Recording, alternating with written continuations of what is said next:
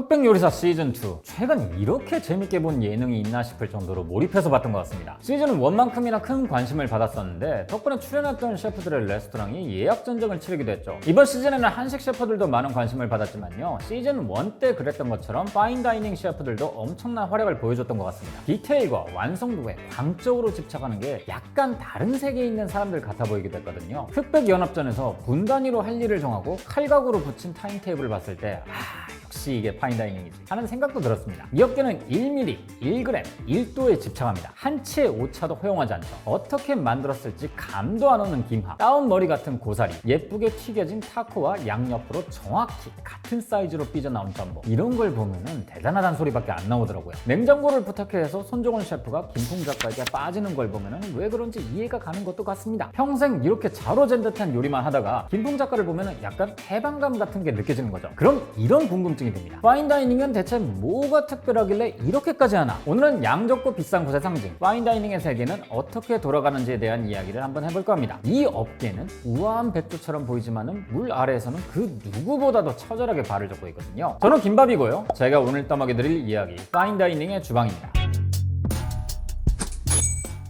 요리라는 세계는 크게 두 가지로 나눌 수 있습니다. 전통 요리와 현대 요리죠. 먼저 전통 요리는 말 그대로 전통적으로 전해 내려오는 요리들입니다. 옛날에는 교통과 운송수단이 지금처럼 발달하지 않았기 때문에 지역별로 구할 수 있는 식재료가 한정적이었습니다. 그래서 철저히 로컬을 기반으로 요리를 했기 때문에 지역별로 요리 스타일이 확 달랐죠. 우리나라의 김치만 봐도 지역별로 성격이 완전히 다르니까요. 그리고 과거에는 식재료 자체가 귀했습니다. 그래서 모든 조리법들은 식재료를 최대한 아끼는 방식으로 발전했죠. 그러다 보니 레시피가 계속 개발되기보다는 보수적인 조리법들이 대를 이어서 내려왔습니다. 전통 요리는 그래서 사실 생존을 위한 요리에 가깝습니다. 그런데 현대 요리는 좀 다르죠. 음식이 주는 즐거움을 극대화하는 방향으로 발전했거든요. 레시피의 출발은 전통 요리에서 하되 여기 안에서 새로운 도전들을 하는 겁니다. 사실 전통 요리와 현대 요리를 칼같이 나누는 게 애매한 순간들도 있어요. 피자의 발상지를 할 수 있는 나폴리식 피자는요, 이탈리아의 전통 요리에 해당되지만요, 이탈리아 이민자들이 미국으로 건너가 미국에서 구할 수 있는 식재료로 만든 뉴욕식 피자나 시카고식 피자는 현대 요리라 할 수 있죠. 하지만 미국에서도 자리 잡은 지 100년이나 됐기 때문에 현대인 입장에서는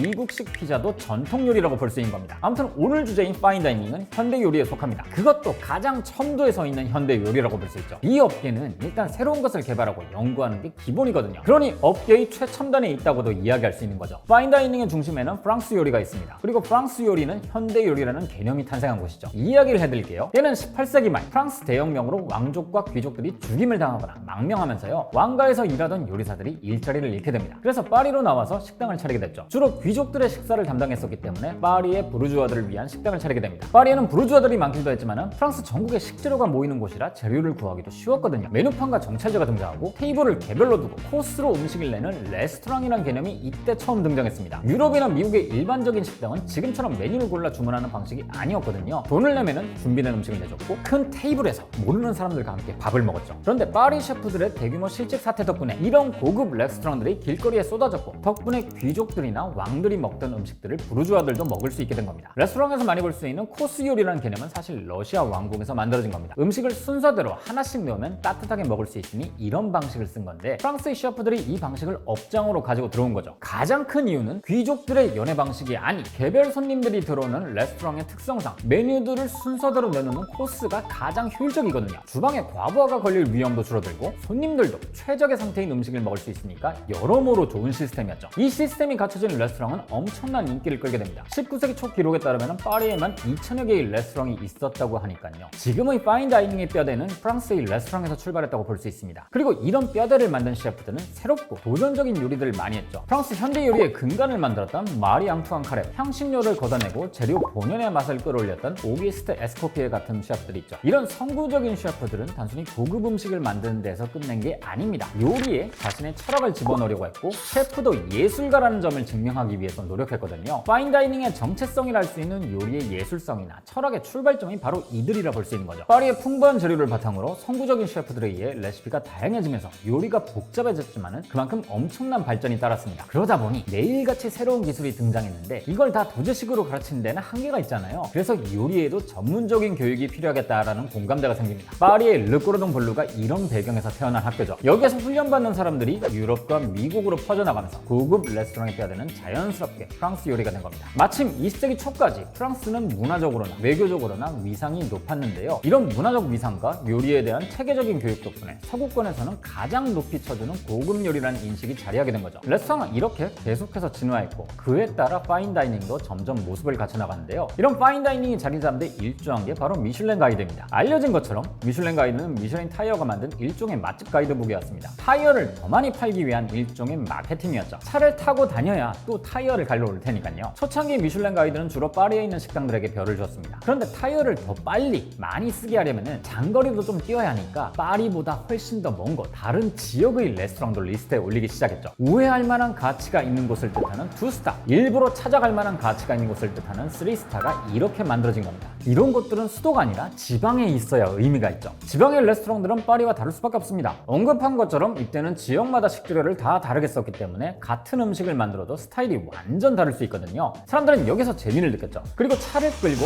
먼 지방까지 간다는 건 큰 마음을 먹어야 하는 일이잖아요. 그래서 사람들은 기왕이면 그 식당에 대해서 더 많은 걸 알고 싶어 했습니다. 그래서 미슐랭 가이드는 레스토랑의 이름과 함께 셰프들이 이름과 정보들을 함께 적기 시작했죠. 이러면은 자연스럽게 스토리텔링도 되거든요. 파인다이닝의 특징 중 하나인 로컬 식재료와 스토리텔링, 그리고 스타 셰프가 여기서 강화된 겁니다. 이렇게 셰프들의 이름이 알려지기 시작하면서요, 파인다이닝도 권력을 가지게 됩니다. 원래 셰프라는 직업은 몸을 써야 하고 워낙 고되기 때문에 블루칼라 노동자라는 이미지가 컸는데요. 대중들에게 노출되면서부터는 요리에 자신의 철학을 녹여내는 예술가, 장인, 이런 이미지가 생깁니다. 실제로 파인다이닝 요리를 보면 예술에 가깝습니다. 흑백 요리사 덕분에 파인다이닝 후기들이나 이미지들이 많이 공유되고 있는데요. 이런 걸 보면은 정말 미술품을 보는 것 같다고 이런 생각도 들더라고요. 실제로 미술품과 비슷한 개념입니다. 뭐 맛은 당연히 있겠지만 우선 굉장히 아름답고 작품에 몰입할 수 있는 환경을 가지고 있는 데다가 셰프의 의도대로 철저하게 계산된 음식이니까요. 이렇게 셰프의 숨은 의도를 잘 파악해야 더 재밌는 게 파인다이닝이기 때문에 많이 알면 알수록 더 많은 게 보이는 건 사실인 것 같습니다. 안성재 셰프가 흑백 요리사에서 계속 의도를 강조하는 것도 바로 그런 이유죠. 이런 파인다이닝 레스토랑 보기에는 참 멋있는데요. 사실 내막을 들여다보면 이렇게 처절할 수가 없는 곳입니다. 결국은 이것도 식당이고 업장이거든요. 메뉴를 개발하고 스토리를 입히는 것도 좋지만은 직원 관리나 마케팅도 중요합니다. 가장 중요한 것은 경영을 해야 한다는 거죠. 경영인의 입장이 되면은 파인다이닝이나 일반 식당이나 다를 게 없습니다.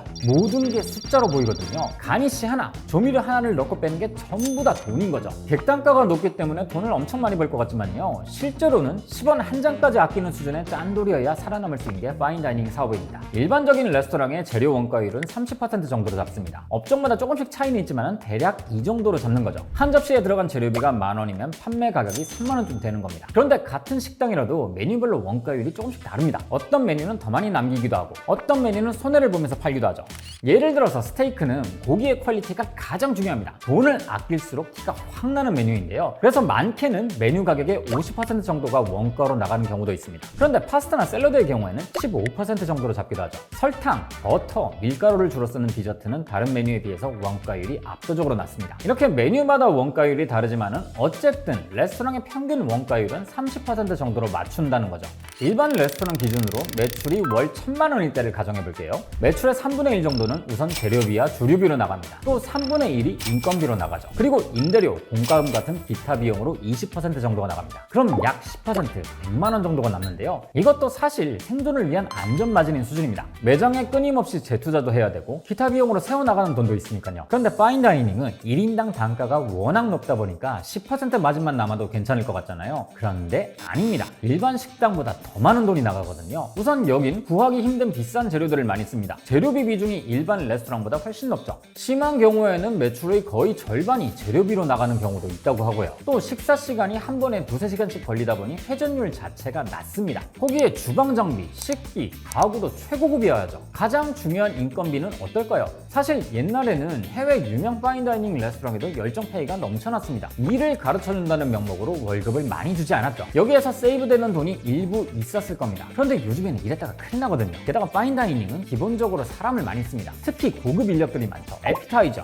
수프, 메인, 디저트 파트를 다 따로 두고 홀도 사람을 많이 씁니다. 구역별로 서버를 따로 두기도 하고 소믈리에도 따로 고용해야 하니까요. 그래서 파인다이닝의 실질적인 이익률은 5% 미만인 경우가 많습니다. 20만 원짜리 코스를 팔면 10,000원이 남는다는 소리죠. 심한 경우에는 1%인 곳도 있다고 하는데 그러면 코스당 2,000원을 버는 겁니다. 겁니다. 그래서 파인다이닝은 주류와 음료 판매가 굉장히 중요합니다. 이게 그나마 마진율을 높일 수 있는 최후의 방법이거든요. 술에 붙이는 마진은 가게마다 조금씩 차이가 있긴 한데요. 일반적으로는 비싼 와인의 경우는 들여오는 가격의 2배 정도 혹은 그보다 살짝 낮게 붙이기도 합니다. 하지만 저렴한 와인이나 글라스 와인 같은 경우에는 많게는 4, 5배를 붙이기도 하죠. 그런데 문제는 우리나라 소비자들이 비버리지 소비 비율이 타국보다 낮다는 겁니다. 이게 또 마진율에 타격을 주고 있는 거죠. 결국 파인다이닝에 살아남기 위해서는요, 보이는 것은 화려하게 하되 보이지 않는 쪽에서 극한으로 돈을 아껴야 합니다. 약간 농담 반 진담 반으로요, 셰프가 생선 필레를 얼마나 깔끔하게 잘 뜨느냐에 따라서 가게가 적자냐 흑자냐가 갈릴 정도로 가죠. 장사가 그럭저럭 잘 되더라도 실패하는 파인다이닝이 많은 이유가 바로 이런 이유들 때문입니다. 그렇다고 해서 비용 절감에만 몰두하면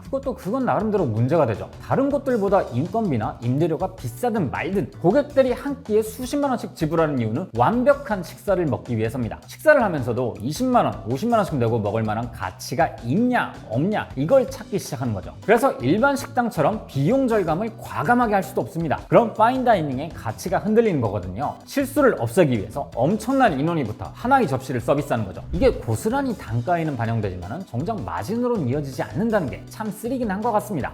오늘은 파인다이닝이 어떻게 지금의 형태를 가지게 된 건지, 또 파인다이닝의 운영은 어떻게 이루어지는지에 대한 이야기를 해봤는데요. 새삼 이 마진율 5% 이하라는 엄청난 비효율 속에서 묵묵하게 요리하는 셰프들을 보면은 이런 게 낭만인가 싶은 생각도 듭니다. 그런 의미에서 오늘은 파인다이닝에 대한 여러분들의 경험이 있으시다면 댓글로 남겨주셔도 좋을 것 같네요. 저는 이 흑백 요리사의 여운이 가시기 전에 좋아하는 에피소드를 한 번 더 정주행해봐야겠습니다. 그럼 저는 다음 주에 다시 뵙겠습니다.